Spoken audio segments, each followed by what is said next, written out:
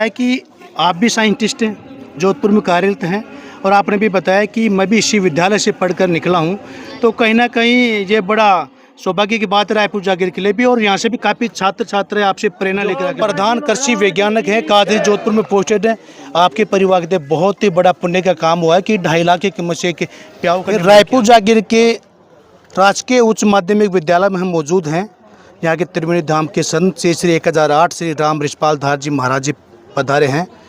इस राजकीय उच्च माध्यमिक विद्यालय के अंदर एक जल मंदिर का लोकार्पण किया गया है।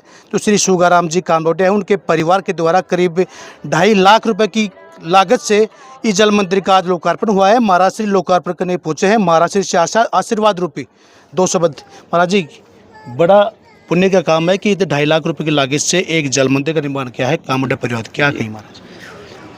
मैं इन समस्त परिवार को धन्यवाद देता हूं और भगवान से इनके जीवन की शुभकामना करता हूं, क्योंकि इन्होंने ऐसा काम किया है जो जीव मात्र का जीवन है।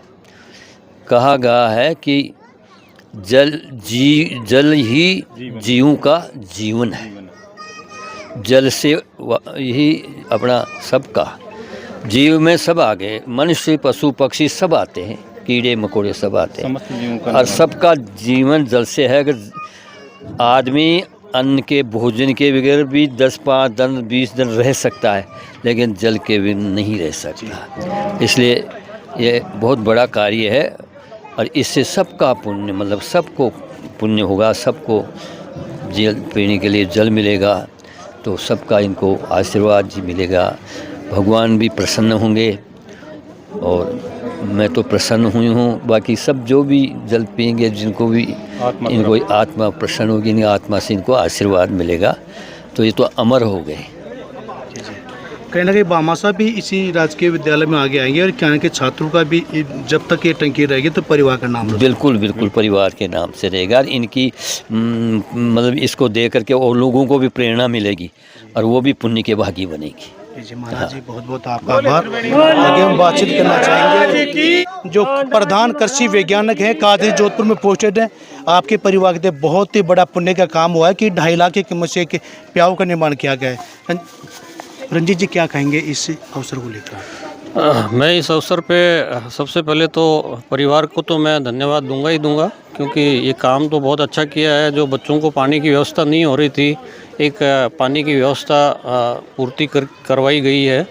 लेकिन इसके साथ मैं विद्यालय परिवार ग्रामजनों को भी धन्यवाद देना चाहूँगा, जिन्होंने ये काम करने के लिए, और जो भी प्रशासनिक या कोई किसी तरह का कोई दिक्कत पर नहीं आई, तो मैं सब ग्रामजनों को ये धन्यवाद दूंगा और आह्वान करता हूं कि इस तरह के कार्यों में अपनी भागीदारी ज़्यादा से ज़्यादा निभाई जाए, जिससे हम जो एक जन समुदाय की जो सुविधाएं हैं, उन जन समुदाय की सुविधाओं को आगे बढ़ा सकें। और सिर्फ बढ़ा ही नहीं सकें, उसको मेंटेन करने के लिए, उसको सही ढंग से संचालित होने के लिए भी प्रावधान किए जाएं। तो उससे क्या है, हमारा एक ओवरऑल ग्राम विकास सामने आएगा। तो ये ऐसा नहीं हो कि हमने एक सुविधा बना दी है लेकिन वो फिर थोड़े दिनों बाद में काम नहीं करे, तो ये भी एक बड़ा यक्ष प्रश्न होता है। उसके लिए जो भी संसाधन चाहिए, जो भी प्रावधान स्कूल प्रबंधन को करना चाहिए, उसके लिए अगर फिर कहीं कोई सहयोग की ज़रूरत है तो वो तैयार हैं। लेकिन ये चीज़ें एक चालू व्यवस्था होनी चाहिए जो सब बच्चों के भी काम आए और सबके लिए।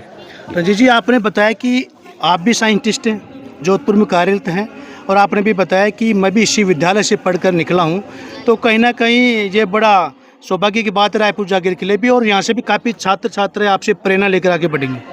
नहीं, बिल्कुल प्रेरणा हमें यहीं से मिलती है। जो हमारी एक संस्थान की एल्यूमिनी होती है, जो एक छोटी सी जगह से निकल के और एक बड़े पद तक पहुँचती है, तो ये अपने आप में एक प्रेरणा होती है। और उस प्रेरणा को 4 चांद तब लग जाते हैं जब वो आगे जाने के बाद भी अपने गांव को याद रख के और वहाँ पे अपना हर संभव सहयोग कर पाते हैं। तो मैं समझता हूँ कि इस तरह के जो जन सहयोग हैं, चाहे वो मैं अपने लिए नहीं कह के सभी ग्रामजनों से कहता हूँ कि इस तरह के जन सहयोग वास्तव में हमें एक नया जीवन देने के लिए बहुत आवश्यक हैं। बड़ी खुशी होगी कि आप इसी विद्यालय में पढ़े और इसी विद्यालय में आज आपके परिवार द्वारा एक जल मंदिर का निर्माण करा गया। बहुत, इससे मैं समझता हूँ कि आज मेरे लिए बहुत ही बड़ा अवसर है और मैं सिर्फ खुशी नहीं हूँ, बहुत ज़्यादा आह्लादित हूँ कि मुझे एक भगवान ने ये मौका दिया जो मैं अपने विद्यालय में कुछ कर पाया और मेरे परिवार ने कुछ किया।